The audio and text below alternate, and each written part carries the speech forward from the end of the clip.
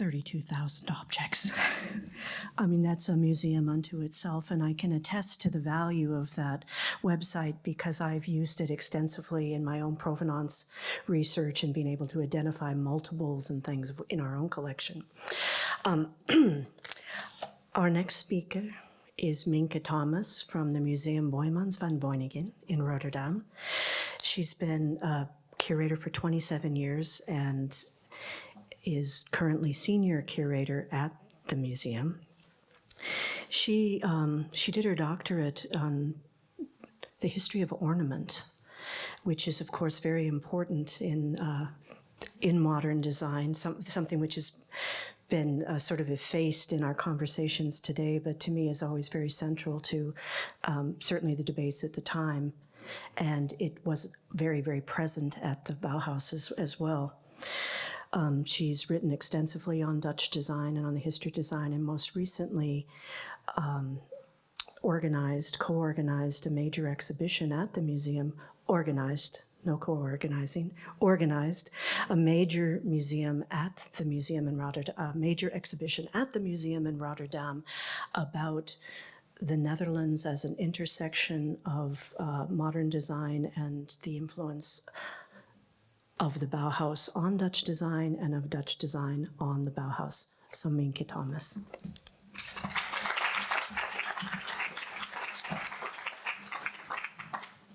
Okay, thank you, Jeannette, for introducing me. Thank you, Florian, for inviting me to this conference. I'm very happy to be here. When we decided in Museum Boijmans Van Beuningen about 4 years ago to organize an exhibition on the Bauhaus and its influence in the Netherlands, and the other way around, we had, among several other items, about 15, 20, I guess, in total, one interesting work to start with, and that's Ober-Weimar, made in 1921 by the very first Bauhaus master, Lionel Feininger. And I never know if I had to write his name with an I or with an Y, so maybe I'm mixing it up.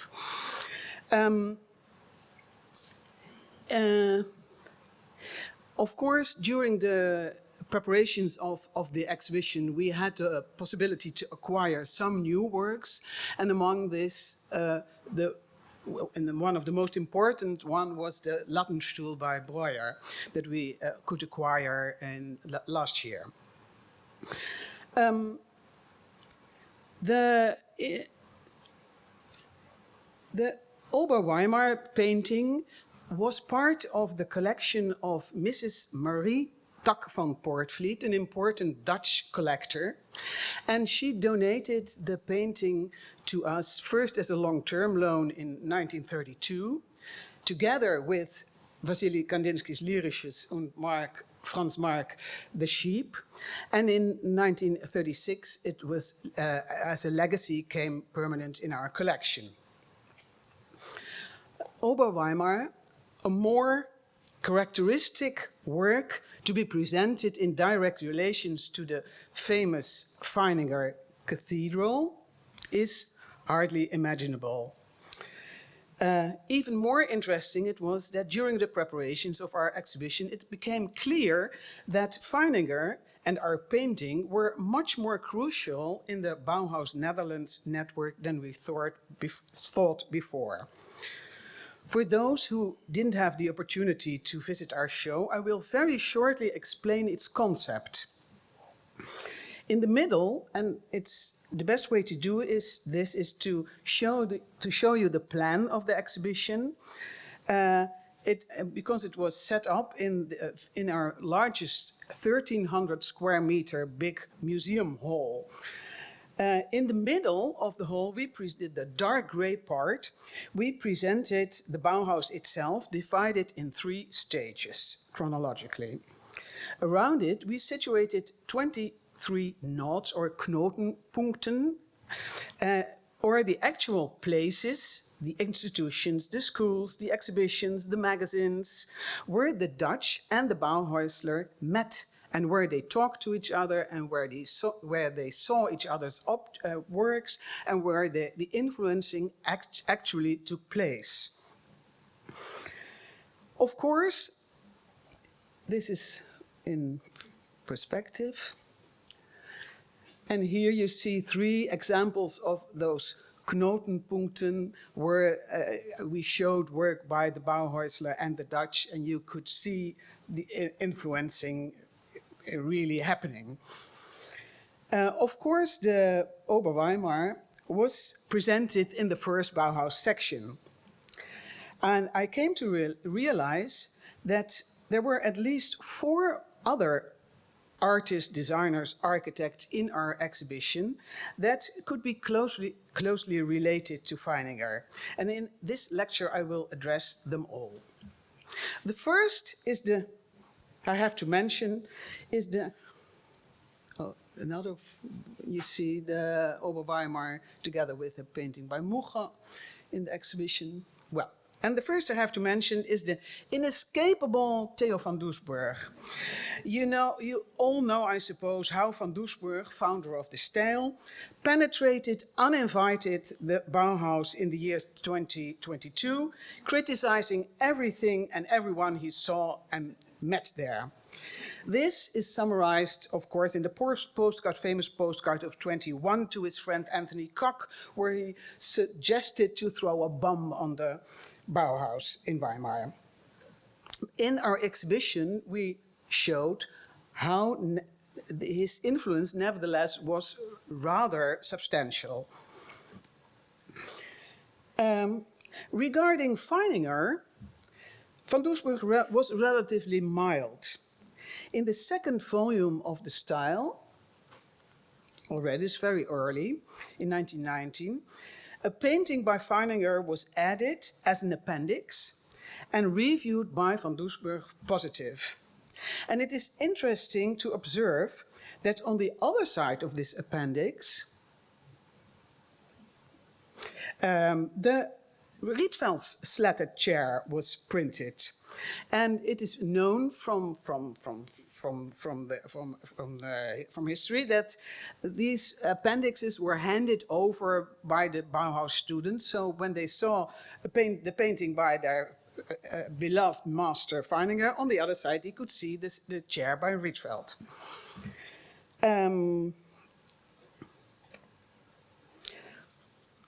But more important in connection to our Feininger painting is the owner, the Marie Tak van Poortvliet, that I just mentioned. And her partner, Jacoba van Heemskerk, the painter. And the 2 women were a couple since 1905. Marie was a fortunate woman who supported the much poorer but gentle woman Jacoba by buying her work and building a studio in her next to her summer home in Domburg. In 1913, Jacoba was invited to join the Erster Deutsche Herbstsalon by Herbert Walden, the owner of the Sturm in Berlin. Lionel Feininger was one of the other participants in this enormous show, but if they met there is not clear. More likely it is that they met in 1917, when both had a personal exhibition at their Sturm. The contacts with Walden and all other Sturm artists were vital for both the artistic development of Jacoba's career as for the character of Marie's collection. Next to Herbert Walden and his wife Nell, among others, Jacoba and Marie met, for instance, at their Sturm, the 2 later Bauhaus teachers, Lothar Schreier and George Mucha. Schreier was the editor of the Sturm magazine and was experimenting with expressionistic theater, the Sturmbühne. It is known by one of the many letters of Jacoba to Herbert that in 1918 she was working on a puppet theater for a dramatic play written by Schreier. When the German art historian Friedrich Markus Hübner, living in the Netherlands, wrote in 1921 a book on Dutch collections of modern art, Marie's collection was, to his opinion, the most important in our country, in the Netherlands. Lyricus and the Sheep was part of the collection at that moment, but no mention was, of course, made of Ober-Weimar. The text of the book was written in 1920 and the painting dates from 1921. But here is the moment to shortly draw your attention to a painting I found on the internet researching for this lecture, that a painting that seemed to have been auctioned in 2012, which is supposed to be made in 1917, and our painting is from 1921. But I really wonder if the dating of this drawing is correctly, as to my opinion, the drawing is made after the painting and not the other way around. But I like to hear your comments later. Well, Marie and Jacoba visited Berlin and Weimar in exactly 1921. In Berlin, they enjoyed seeing how Sommerfeld, and Jacoba wrote about this to Gropius and later. The visit to Weimar coincided, I suppose not by accident, with an exhibition of Feininger and clay in the Weimar Museum and with Feininger's preparations for the Bauhaus Grafikmappen. In the third issue of this five-part series, German artists were assembled. Although Jacoba is not German, she was so firmly based in the Sturmgruppe, it seemed without problems that she was included in that specific portfolio. You see her mentioned, it says it's a Holzschnitt, but it's a lino, actually.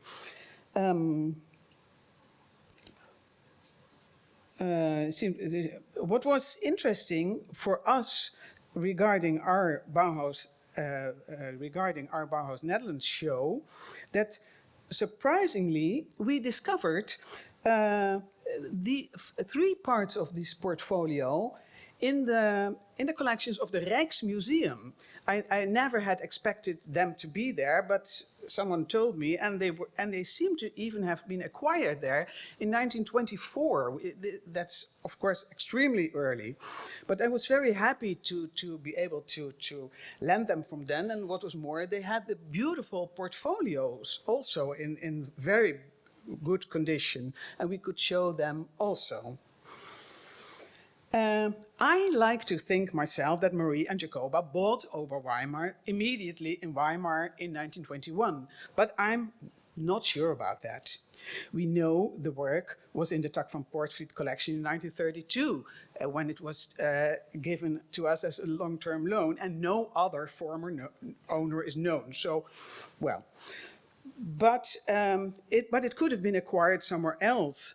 Unlike Jacoba herself, Feininger didn't feel so firmly tied to Herwart Walden. Jacoba, never wanted to sell her work somewhere else than in his gallery in Berlin. This brings me to the third artist involved in our Bauhaus Netherlands network with strong connections to Feininger. I want to introduce the probably rather unknown Jan Buys. Still as an architecture student, Jan Buys and Jacoba met Jacoba and her friend Marie when Jacoba's work was presented in a Sturm exhibition in The Hague in the Netherlands in 1916. When the two women realized how much the young man liked Jacoba's paintings, he was invited to come to their home, to their summer home, to see more of it and to see the rest of the Tak van Poortvliet collections. When Buys came, he brought with him his friend, the young medicine student Willem Zijlmans van Emmichhoven. The two boys and the two women became good friends. Not only art and culture was crucial in their conversations, but also the young anthroposophical movement was intensely discussed. Later, Marie ended up translating the works by Rudolf Steiner, and Willem became the first chairman of the anthroposophical movement in the Netherlands.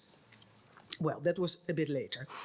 In 1917 already, Willem and Jan joined the two women to a trip to Berlin, where Jan Buys was so enthusiastic about their Sturm that he became a member himself, hardly 20 years old and still a student.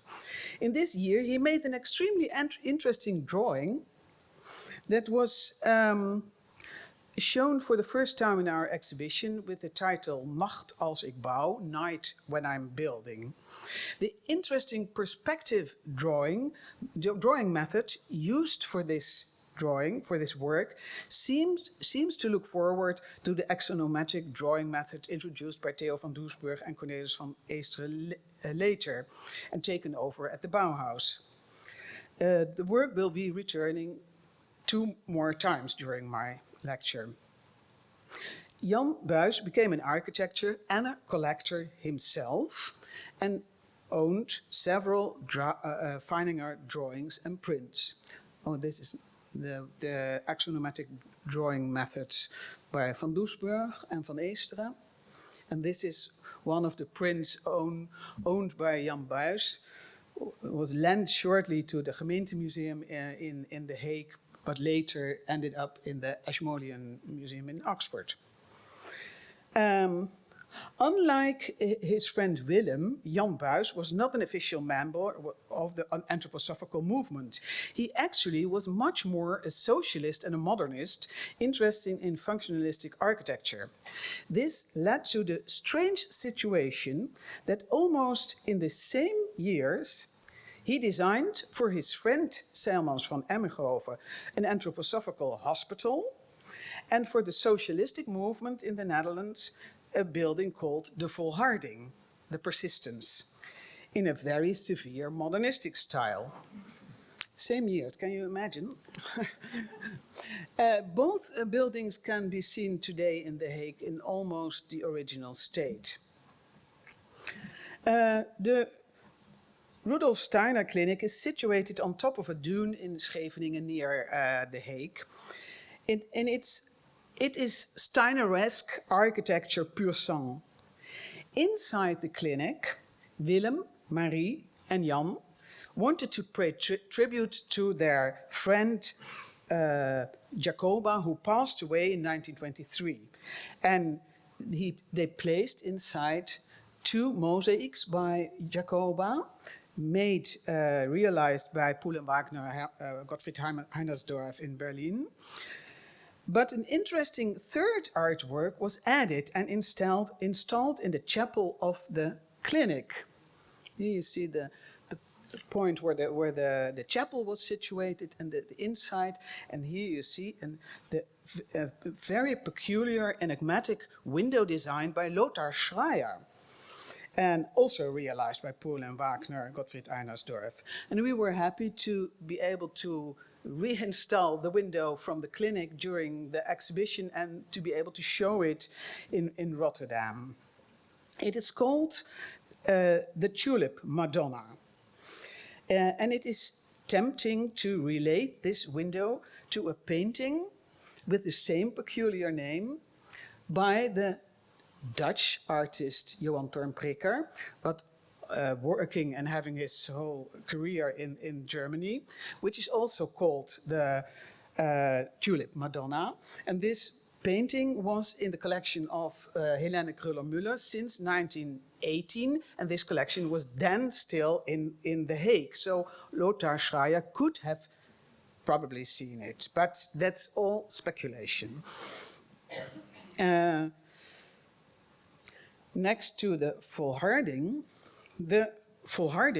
also reminds us a bit on Buys' drawing Nacht als ik bouw, but also, of course, it reminds us to the famous GGP out, it must be there, the Café de Unie in Rotterdam, where also lettering, advertising is combined in a modernistic building. Here you see some other Bauhaus examples with but extremely interesting is the interior of Jan Buijs, his own office in 1928. It is without any doubt the most Bauhaus-inspired interior in the Netherlands at that very moment. There's a beautiful photograph in het Nieuwe Instituut in Rotterdam.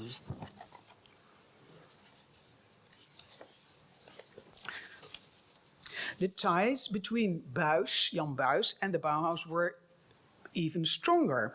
In 1928, he stimulated his niece, Kitty van der Meyl-Dekker, to go to the Bauhaus in Dessau. Kitty was the only Dutch student at the Bauhaus that followed the total course and got her diploma as a weaver. You see some of her items. And the last artist I like to talk about is Paul Citroen, and not Paul Citroën, as people sometimes tell, but his name is pronounced Citroen. This painting, born in Berlin, but with a Dutch father and being able to speak Dutch, was a close friend of Georg. Oh, here. This is, I wanted to show you how the work of Kitty van der Meyl-Dekker was presented in our exhibition. Here's Paul Citroen, and he was a close friend of Georg Muche. Muche introduced him at Der Sturm around 1916, and Citroen was so in awe with the modern expressionistic masters of the Berlin Gallery that he didn't dare to produce oil paintings for himself for a couple of years. Instead, he was in charge of the Sturm bookshop, and he acquired a large collection of almost all Sturm artists. Feininger was among them, but as far as we know, only with prints and drawings. And he started to deal with art himself immediately during the First World War. How exactly is not clear, but he tried with growing success to find his own clientele in the Netherlands. This was not easy. From the letters of Jacoba from Heemskerk to Herwart Walden, we know how irritated she was when Citroen came to their house in 1917 and tried to deal with them. When Muche was appointed as a Bauhaus master, you see how Paul Citroen painted Muche in his Bauhaus costume. When Muche was, he persuaded Citroen to come as well to the Bauhaus as a student. From 1921 to 1924, Citroen attended the lessons at the Bauhaus and the Voorkurs of Johannes Itten. His most well-known work is the collage Metropolis, displayed on the 23 exhibition in Weimar at the Bauhaus. And here you see them hang in our exhibition. Also, this work by Paul Citroen is interesting to compare with Jan Buijs's Night When I'm Building. In 1927, Citroen moved to the Netherlands permanently. He became the spider in the web of the more than 25 Bauhäusler that eventually came to our country for longer or shorter periods. In 1933, he even founded a small replica of the Bauhaus in Amsterdam, the Nieuwe Kunstschool, the new art school. And that was, of course, one of the knotenpunkten in our exhibition. And he also became a teacher at the Art Academy in The Hague, which was also a knotenpunkt. He stayed an important art dealer as well and corresponded with Feininger during his whole life.